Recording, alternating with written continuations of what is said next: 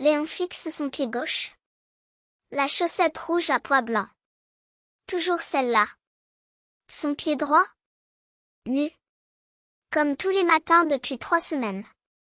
Maman. Encore ma chaussette. Sa maman soupire depuis la cuisine. Léon, mon chéri, regarde mieux dans ton tiroir. Mais Léon a déjà regardé. Partout. Sous le lit, derrière le radiateur, dans le panier à linge sale.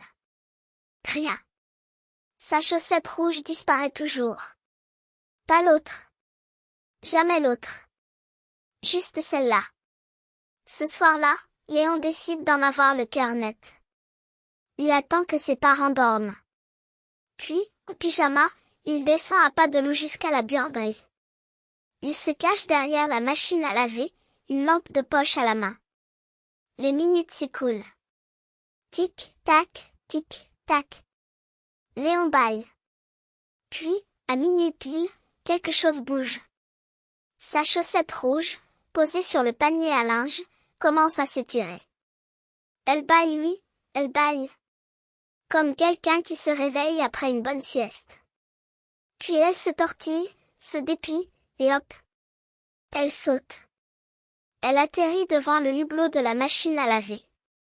Le tambour s'ouvre tout seul, sans bruit. Une lumière dorée en sort, chaude comme un rayon de soleil.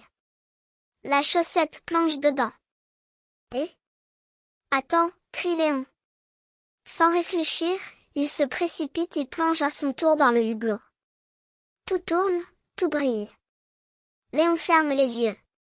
Puis ses pieds touchent quelque chose de doux. Il ouvre les yeux. Il est debout sur un nuage de coton. Autour de lui, des milliers de chaussettes volent, dansent, crient. Des chaussettes rayées, à pois, unies, trouées, neuves. Elles forment des rondes, jouent à chat, font des acrobaties dans les airs. Bienvenue au royaume des chaussettes esselées, dit une voix. Léon se retourne. C'est sa chaussette rouge. Elle flotte devant lui, comme portée par le vent. C'est toi? Tu parles? La chaussette fait un petit tour sur elle-même. Ici, oui. Désolé de partir sans prévenir, Léon. Mais tu comprends, rester enfermé dans un tiroir toute la journée, c'est très ennuyeux. Mais, et moi? J'ai besoin de toi. La chaussette se pose doucement sur l'épaule de Léon. Je sais. Et je t'aime beaucoup. Mais j'ai aussi besoin de voyager, de voir du pays, de rencontrer d'autres chaussettes. Regarde. Elle montre autour d'elle. Une chaussette à rayures joue de la guitare sur un fil de laine. Une chaussette bleue enseigne le tricot à 3 petites soquettes. Une chaussette trouée raconte des histoires. Chaque nuit, les chaussettes qui en ont besoin viennent ici. Pour respirer. Pour danser. Pour être libre. Léon sent une boule dans sa gorge.